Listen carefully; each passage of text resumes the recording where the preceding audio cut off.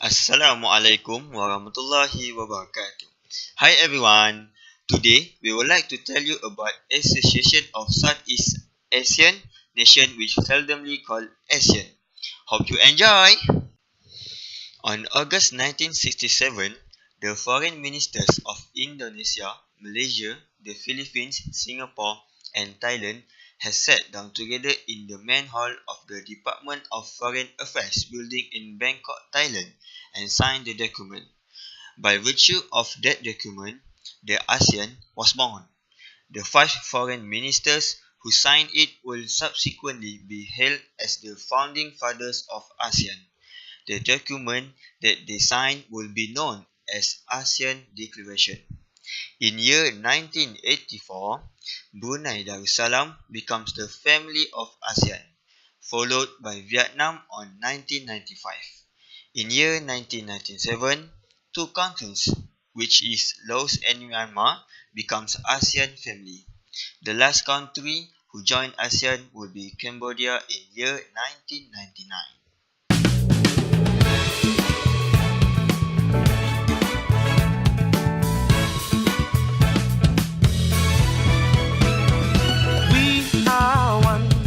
Our time has now begun.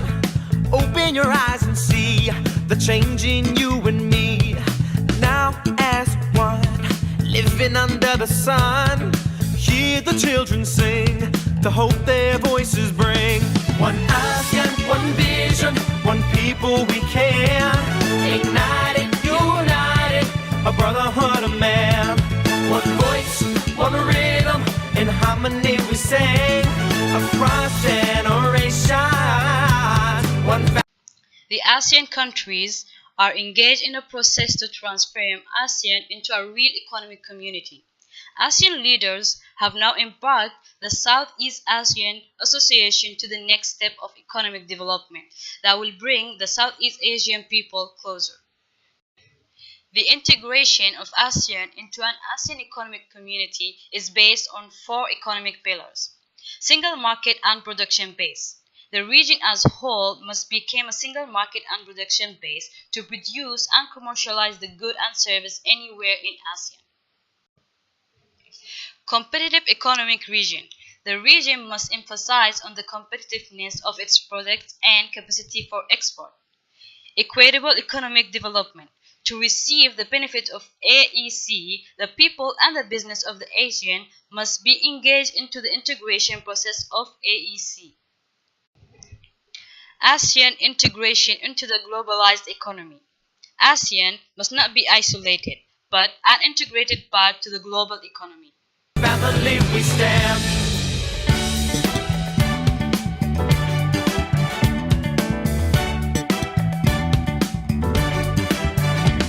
A strength unbound, destined to shake the ground. Bonds entwined, let's be the tie that binds. A point of a light, sowing peace for what is right. Like the brightest star, let the world. Okay, encompassing 10 members countries in the Asian area, ASEAN is becoming one of the most diverse and competitive regions around the world. I'll try within these 2 minutes to give the main 7 features and traits that the area and the region of ASEAN is having and what gives it its uniqueness around the world. Firstly, if ASEAN was a single one country, it would be the 7th largest country in the world, and it would be ranked as the 4th largest economy in 2050. Second point, with a population which is greater than the Europe population, it is expected to become the 3rd largest labor force around the world.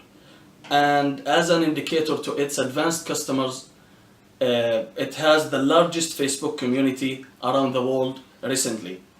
Third point, ASEAN includes 227 of the world companies with more than $1 billion as revenues, as annual revenues, which gives 3% of the world total revenues.